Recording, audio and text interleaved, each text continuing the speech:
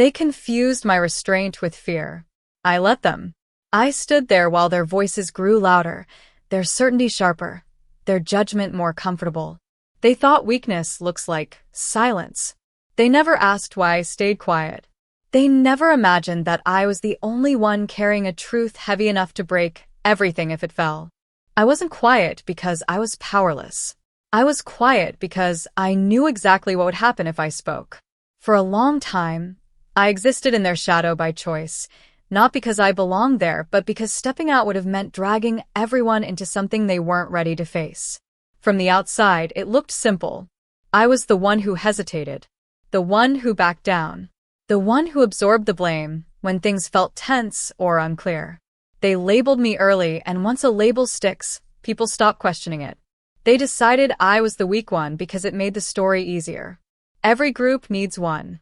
Someone who carries the discomfort so others don't have to examine themselves too closely. I learned quickly that once people benefit from your silence, they start to depend on it. What they never saw was the weight behind my restraint. They mistook emotional containment for surrender. They didn't know that speaking the truth wouldn't just embarrass someone or end an argument.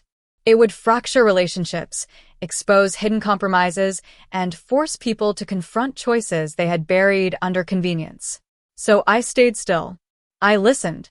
I absorbed the small humiliations. I let my character be questioned because correcting it would have required revealing a truth that wasn't just mine to carry, but somehow had become my responsibility alone. At first, it was manageable. Small comments. Subtle dismissals. The kind that sting but don't bleed. They talked over me. They explained things I already understood. They praised my patience in a way that felt more like pity. Each moment added another layer to the version of me they believed in. I noticed something early on. The more I stayed calm, the more confident they became. My silence gave them room to speak freely, to assume safely, to act without fear of consequence.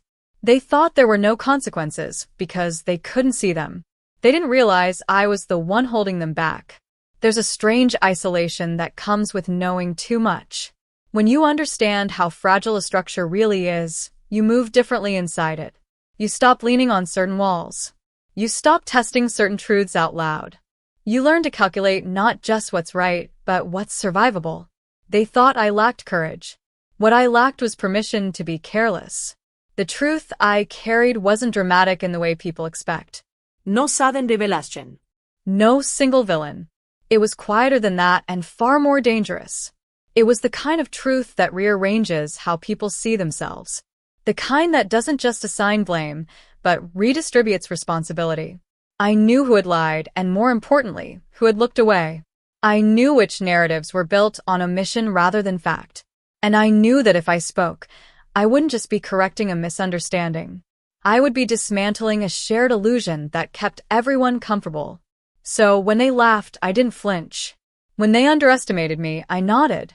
When they spoke about strength as if it only existed in raised voices and bold moves, I stayed still. Strength, I learned, isn't always visible. Sometimes it's the discipline to hold a truth without using it as a weapon. But discipline has a cost. Over time, their treatment of me shifted. It grew bolder, less cautious. They interrupted more. They assumed more. They used my silence as proof of my insignificance. What they didn't realize was that their confidence depended entirely on my restraint. I became the container for everyone else's comfort. The one who didn't make things awkward.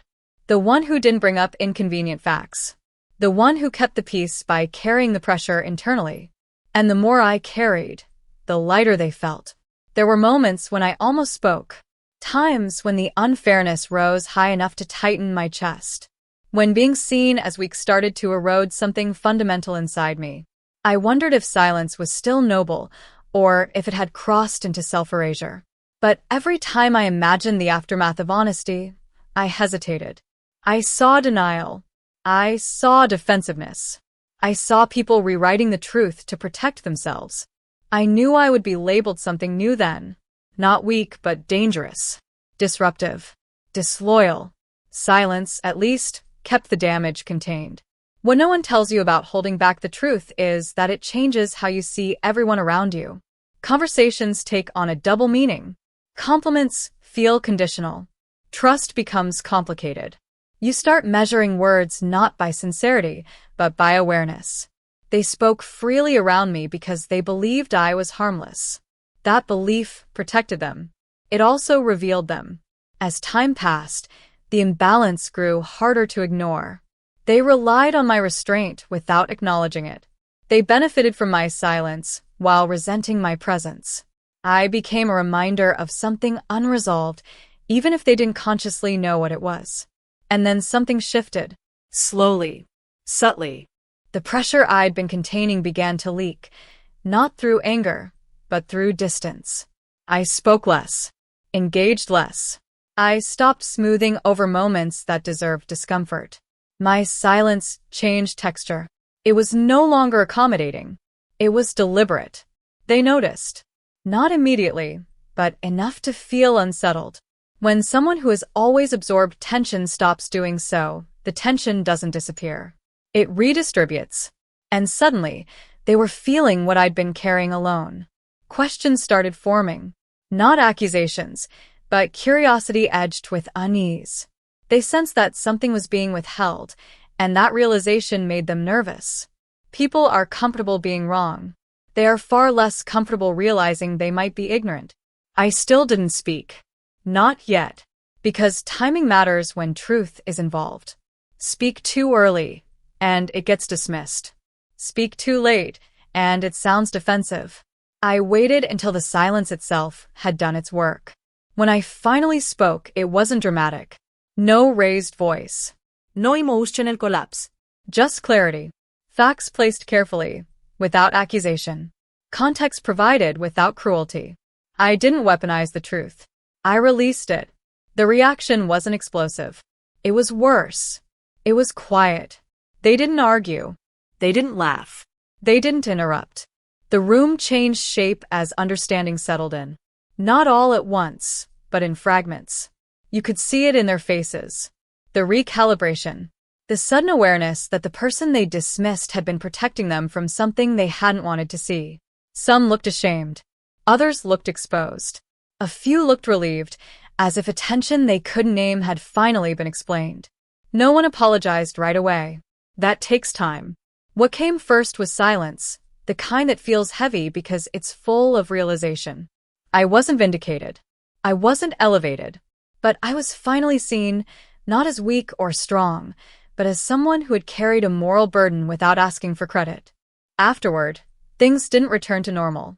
They couldn't. Truth doesn't allow that. Relationships shifted. Some grew more honest. Others quietly faded.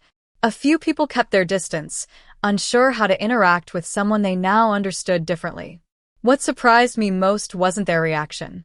It was my own. I didn't feel triumphant. I felt lighter. Not because they finally knew, but because I no longer had to contain what wasn't mine to carry alone. I realized then that silence can be an act of strength, but only for a while. Eventually, it asks to be transformed into clarity, or it turns inward and corrodes you. I had walked that line longer than most. Not because I was afraid, but because I believed protecting others justified diminishing myself. That belief had cost me more than I admitted. Looking back, I understand why they mistook me for weak. Weakness is easier to project than responsibility. It's easier to assume silence comes from fear than to imagine it comes from restraint. The truth is, carrying something dangerous teaches you patience, but it also teaches you boundaries. Knowing when to speak is as important as knowing how. I don't regret waiting, but I do recognize the toll it took. Strength without acknowledgement can become invisibility if you're not careful. And dignity, once eroded, doesn't come back all at once. What I learned is this.